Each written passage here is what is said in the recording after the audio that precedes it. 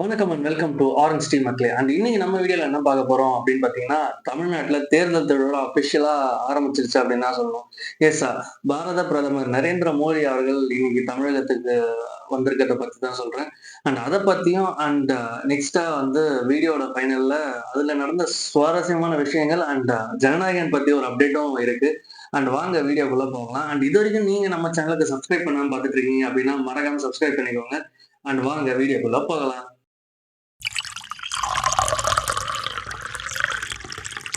And NDA கூட்டணியின் தமிழக தலைவரும் அதிமுகவின் பொதுச் செயலாளருமான முன்னாள் முதலமைச்சர் எடப்பாடி பழனிசாமி அவர்களின் தலைமையில தான் இன்னைக்கு வந்து சென்னையின் அருகாமையில் உள்ள மதுராந்தகத்துல பாத்தீங்கன்னா பிரதமர் மோடி பங்கேற்ற இந்த கூட்டம் நடந்திருக்கு. அண்ட் இங்க நம்ம தமிழ்நாட்டுல என்டிஏ கூட்டணி கூட இருக்க அனைத்து கட்சிகளுமே பாத்தீங்கன்னா அந்த கூட்டத்துக்கு வந்திருந்தாங்க. அண்ட் கூட்டத்தோட ஆரம்பத்துல பாத்தீங்கன்னா திருப்பரங்குன்ற முருகப்பெருமானோட சிலைய வெள்ளியில கிஃப்ட் பண்ணியிருக்காங்க. அண்ட் அதை தொடர்ந்து பாத்தீங்கன்னா பிரதமர் மோடி அவர்களுக்கு ஏலக்கையால ஆன மாலைகளையும் அணிவிச்சிருக்காங்க. அண்ட் அதை தொடர்ந்து பேச ஆரம்பிச்ச பிரதமர் மோடி அவர்கள் கூட்டத்துல பாத்தீங்கன்னா ஒரு பெண், ஒரு குட்டி குழந்தைனே சொல்லலாம். அந்த குழந்தை வந்து பிரதமர் மோடி அவர்களோட தாயார் படத்தை வந்து லைக் கையில வச்சிருந்ததை பார்த்த மோடி, அந்த பிக்சர்ல வந்து உங்களோட லைக் அவங்களோட பாடி கார்ட்ஸ் கிட்ட சொல்லி அந்த பிக்சரை வாங்கிக்க சொல்லிட்டு உங்களுக்கு இந்த வாழ்த்து வந்து வந்து சேரும் அப்படின்னு சொல்லியிருந்தாரு. இது வந்து கொஞ்சம் நல்ல மூமெண்டா இருந்துச்சு அப்போ. அண்ட் அதை தொடர்ந்து பேச ஆரம்பிச்ச பிரதமர் நரேந்திர மோடி அவர்கள் பாத்தீங்கன்னா இங்க ரூலிங் கவர்மெண்ட்ல இருக்க டிஎம்கேவை இன்னைக்கு பெரிய அளவுக்கு விமர்சனம் செஞ்சாரு அப்படின்னே சொல்லலாம். லைக் அவர் சொன்ன விமர்சனங்கள்லாம் நான் ஒன்னொன்னா நெக்ஸ்ட் பாயிண்ட், அதாவது வர பாயிண்ட்ஸை சொல்றேன். அண்ட் இங்க இருக்க கவர்மெண்ட்டை பாத்தீங்கன்னா சிஎம்சி கவர்மெண்ட் அப்படின்னு பிரதமர் மோடி விமர்சனம் செஞ்சிருந்தாரு. லைக் கரப்ஷன், மாஃபியா, கிரைம் அப்படின்னு. அண்ட் அதை தொடர்ந்து பாத்தீங்கன்னா அடுத்தடுத்த விமர்சனங்களையும் வைக்க ஆரம்பிச்சாரு. அதுல ஒன்னொன்னா இப்போ சொல்றேன். அண்ட் டிஎம்கே வந்து ஒரு டைனஸ்டி ஃபேமிலி அப்படின்னும் விமர்சனம் செஞ்சாரு. லைக் டிஎம்கேல வந்து ஒருத்தவங்க முன்னேறணும் அப்படின்னா ஒண்ணு வந்து அந்த குடும்பத்துல பிறந்திருக்கணும். அப்படி இல்லைன்னா வந்து லைக் ஊழல் இல்ல பெண்களுக்கு எதிரான குற்றங்கள் செஞ்சிருந்தாதான் டிஎம்கேல முன்னேற முடியும் அப்படின்ற ஒரு விமர்சனமும் வச்சிருந்தாரு. அண்ட் இதை தொடர்ந்து பாத்தீங்கன்னா ஜல்லிக்கட்டு பேனுக்குமே வந்து டிஎம்கே அண்ட் காங்கிரஸ் தான் காரணம் அப்படின்னு சொல்லியிருந்தாரு. அண்ட் அதை வந்து என்டிஏ கூட்டணி தான் வந்து அந்த பேன் அன்பேன் பண்ணாங்க அப்படின்ற மாதிரி சொல்லியிருக்காரு. லைக் என்டிஏ கூட்டணியில இருக்க பிஜேபி அண்ட் ஏடிஎம்கே இவங்கலாம் தான் அந்த லைக் அன்பேன் பண்ணாங்க அப்படின்ற மாதிரி சொல்லியிருந்தாரு. அண்ட் இன்னொன்னு என்ன சொல்லியிருந்தாரு அப்படின்னு பாத்தீங்கன்னா, Tamil Nadu needs double barrel engine government அப்படின்னு சொல்லியிருந்தாரு. லைக் தமிழ்நாடு வந்து லைக் இப்போ சென்ட்ரல்ல ஒரு கட்சி ஆட்சி பண்ணி ஸ்டேட்ல ஒரு கட்சி ஆட்சி பண்ணாங்க அப்படின்னா வந்து அது பரஸ்பரமான ஒரு இது இருக்காது. சோ சென்ட்ரல்ல வந்து ஆட்சி பண்ற கட்சி, அவங்களோட கூட்டணி கட்சி ஸ்டேட்ல ஆட்சி பண்ணாதான் வந்து லைக் ஷோல்டர் டு ஷோல்டர் வந்து நல்லா இருக்கும். லைக் இவங்க வைக்கிற கோரிக்கைகளை வந்து சென்ட்ரல் கவர்மெண்ட்ல இருக்கவங்க லைக் சரி, ஐ மீன் கரெக்டா இருக்கும் அப்படின்ற மாதிரி சொல்லியிருந்தாரு. அண்ட் இதை தொடர்ந்து இந்த விமர்சனங்கள்லாம் கேட்ட திமுக இருந்தும் எதிர் விமர்சனங்கள் வச்சிருந்தாங்க. லைக் ஸ்டாலினா இருக்கட்டும், இல்ல லைக் கனிமொழி, ஸ்டாலின் அண்ட் கனிமொழி 2 பேருமே எதிர் விமர்சனங்களை இன்னைக்கு வச்சிருந்தாங்க. முதலமைச்சர் ஸ்டாலின் என்ன சொல்லியிருந்தாங்க அப்படின்னா, இங்க நம்ம கேட்கிற ஃபண்ட்ஸ்லாம் வந்து சென்ட்ரல் கவர்மெண்ட் வந்து அப்ரூவ் பண்ணவே மாட்டாங்க அப்படின்ற மாதிரியும், எஜுகேஷனுக்காக நம்ம தமிழ்நாடு கவர்மெண்ட் கேட்ட ஃபண்ட்ஸ் இது வரைக்கும் வந்து சேரல அப்படின்ற மாதிரியும் ஸ்டாலின் அவங்க சொல்லியிருந்தாங்க.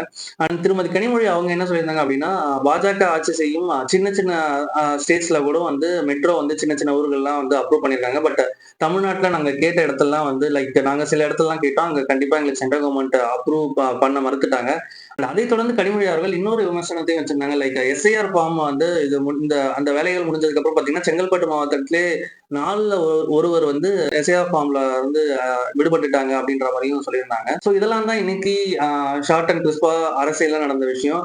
அண்ட் இதுல ரொம்ப போக்கஸ்டா நடந்த ஒரு பாயிண்ட் என்ன அப்படின்னு பாத்தீங்கன்னா, எடப்பாடி பழனிசாமி அண்ட் டிடிவி தினகரன் அவங்கள வந்து 10 வருடங்கள் கழித்து ஒரே மேடையில இன்னைக்கு வந்து அப்பியர் ஆனதா. லைக் அவங்களுக்குள்ள வந்து இன்டர்னல் கிளாஷ், கட்சியோட கிளாஷ் இருந்தது நம்ம எல்லாருக்குமே தெரியும். And அதை பத்தி அவருமே இன்னைக்கு பேசியிருந்தாரு. லைக் எங்களுக்குள்ள நடந்த சண்டைகள்லாம் உண்மைதான். பட் நாங்க வந்து முதலமைச்சர் ஜெயலலிதா அவர்களின் வழியில் வந்தவங்க. சோ எங்களோட எய்ம் எப்பயுமே வந்து பாத்தீங்கன்னா தமிழ்நாடு தமிழ்நாடு நலனுக்காக தான் இருக்கணும் அப்படின்ட்டு நாங்க முடிவெடுத்திருக்கோம். சோ அதனால வந்து எங்களுக்குள்ள இருந்த பகையெல்லாம் வந்து ஒரு மறந்து நான் இன்னைக்கு வந்து லைக் என்டிஏ கூட்டணியில வந்து நாங்க ஒண்ணு சேர்ந்திருக்கோம் அப்படின்னு சொல்லியிருந்தாரு. சோ இதுவுமே வந்து பெரிதும் எதிர்பார்க்கப்பட்ட ஒரு நிகழ்வா தான் இருந்துச்சு. நேற்றைய வீடியோல கூட நம்ம பேசியிருந்தோம். லைக் டிடிவி தினகரன் அவர்கள் வந்து டிவிகே கூட இணைவாங்கன்னு நினைச்சிட்டு இருந்தோம். பட் இங்க போய் இணைஞ்சிட்டாங்க. ஐ மீன் என்டிஏல போயிட்டு இணைஞ்சிட்டாங்க அப்படின்னு.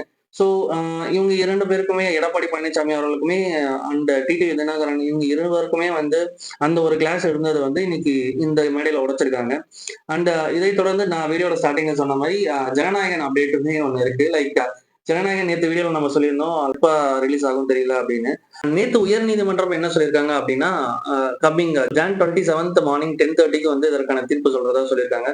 பட் இது வந்து நம்ம எப்படி பார்க்கலாம் அப்படின்னு பார்த்தீங்கன்னா, இஃப் சப்போஸ் வந்து சென்சார் போர்ட் சர்டிபிகேட் இஷ்யூ பண்ணணும்னு தீர்ப்பு வந்தாலுமே வந்து சென்சார் போர்ட் வந்து லைக் உச்சநீதிமன்றத்துக்கு வந்து மேல்முறையீடு செய்யறதுக்கு போவாங்க. இஃப் சப்போஸ் வந்து படம் ரிலீஸ் பண்ணக்கூடாது அப்படின்னு இவங்க சைடு சொன்னாலுமே வந்து, இவங்களுமே வந்து உச்சநீதிமன்றத்துக்கு அப்பீல் போவாங்க. ஸோ எப்படியா இருந்தாலுமே இந்த ப்ராசஸ்லாம் முடிஞ்சு வர்றதுக்கு ஃபெப் எண்ட் ஆகிடும் அப்படின்ற மாரி தான் சினிமா வட்டாரங்கள்ல பேசிக்கிறாங்க.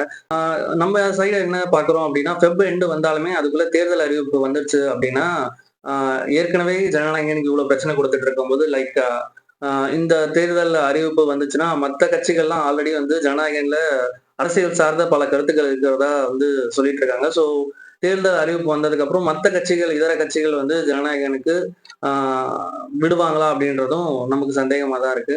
அண்ட் இந்த தேர்தல் வந்து ஒரு 4 முனை சந்திப்பு தேர்தலா இருக்கு. லைக் என்டிஏ அண்ட் டிஎம்கே, நாம் தமிழர் கட்சி அ சார்ந்த சீமான் அவர்கள், அப்புறம் டிவிகேவை சார்ந்த விஜய் அவர்கள். ஸோ இவங்க எல்லாருமே 4 முனை சந்திப்பா இருக்கு. ஸோ இந்த தேர்தல் திருவிழா இன்னிலிருந்து ஆரம்பிச்சிருச்சு அப்படின்னு தான் பெரும் அரசியல் வட்டாரங்கள்ல இருக்க எல்லாருமே பேசிட்டு இருக்காங்க. அண்ட் எல்லாருமே தேர்தல் அறிவிப்புக்காக தான் வெயிட் பண்ணிட்டு இருக்காங்க அப்படின்னும் நமக்கு இதன் மூலியமா தெரியுது. அண்ட் நீங்க இதெல்லாம் பத்தி என்ன நினைக்கிறீங்க அப்படின்ட்டு மறக்காம கமெண்ட் செக்ஷன்ல லீவ் பண்ணுங்க.